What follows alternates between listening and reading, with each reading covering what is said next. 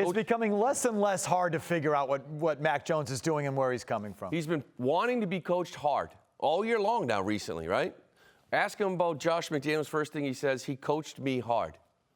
I wish I got that now. Not hard to figure out, at least from where I'm sitting. Let's bring in Phil Perry. He comes to us from Arizona. Phil, where do you think Mac Jones' mindset is heading into this week? And do you read into those comments like we do? Yeah, of course. I don't think you can listen to those comments without having the context that is the 2022 season for Mac Jones. And I find those comments interesting, too, about the coaching hard part of this whole situation, Lou, because I think in order to do that, it's not just, I think a lot of us hear coach hard, and it just means, yelling and screaming and intensity. And I think that's part of it, but that's not all of it.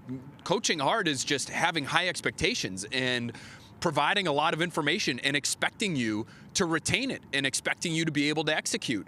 And that has been lacking. The amount of information, the amount of play calls, the volume of offense, it's just not there. The creativity is not there the same way it was under somebody like Josh McDaniels. So playing against McDaniels this weekend is just a reminder for Mac Jones and many others, I'm sure, in that locker room of where their offense sits at the moment. Yeah, Phil, that's how I kind of took those comments as well. It wasn't like I want to get yelled at. It was like, hey, put more on my plate. Enough with screen right, screen left. Enough with the same route running, route patterns from all my wide receivers. Let's get this thing a little more complex. Trust me to be able to do more things. So I ask you, we saw some outbursts the last couple of weeks on the field. If this thing goes south, does it even ramp up even more knowing that Josh McDaniels is on the other sideline?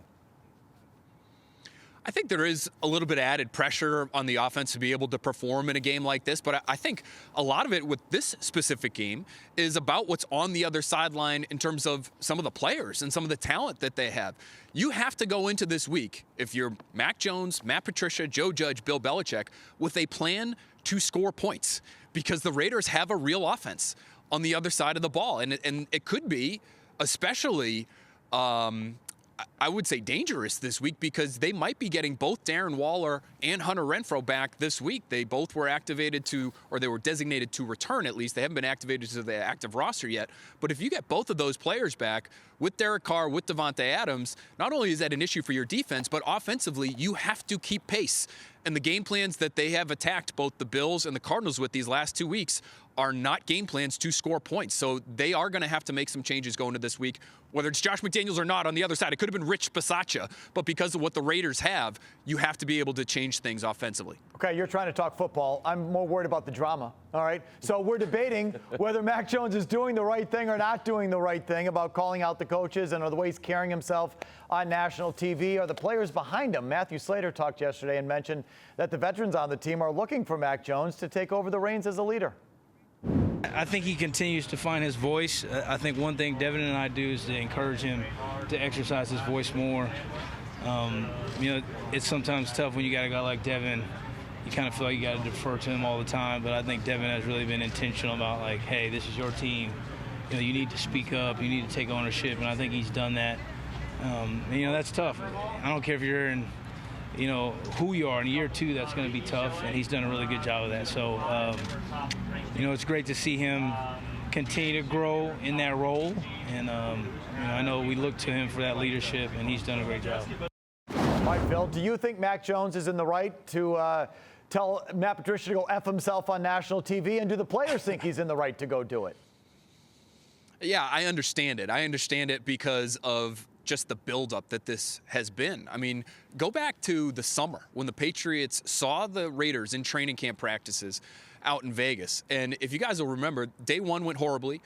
Day two went a little better. And the Patriots, the players, the coaches, they were celebrating at times like they won the Super Bowl. And I know there were people in that Raiders locker room that looked at that and said, that's a little over the top, isn't it? Isn't it? It's August 12th or whatever it was at the time. But they were so desperate for positive results at that point in the year that they were willing to push it and go over the top to be able to celebrate something just because they had finally seen something work a little bit. And so I think that it just tells you where they are right now because they haven't come all that far. I mean, think about all the work you put into anything in life, whether you're dieting or exercise. If you don't see the results, you're either not doing it right or you're not working hard enough. I think the Patriots what they're dealing with right now is not an effort issue. This is because they're not doing it right, and it's because of the guys that are running the thing. All right, Phil, I'm wondering if you saw anything last week against Arizona that makes you feel better about this week, other than they can execute a screen pass, which is a concern because I'm worried they're going to break that out again with these two defensive ends to try to slow them down. But did you see anything to make you feel better? Yeah, it could be more of the same based on what the Raiders have defensively. No, I would say not really, Lou. They didn't fix anything. That's why I think, the celebration in the locker room after, to me, was a little bit muted because they understood that they scored 20 points against one of the worst defenses in football. Now, lucky for them, they're going to see another one of the worst defenses in football, and especially one of the worst pass defenses in football this coming weekend. But I didn't get the sense that they felt like they were finally on the right track after that Cardinals game. Yes, they won, but to me, that win, all it did was delay where we are right now, which is still for them looking at another must-win game to stay in the postseason picture and still searching for answers offensively. They didn't get those on Monday night. I'm sure they're hoping to find some on Sunday.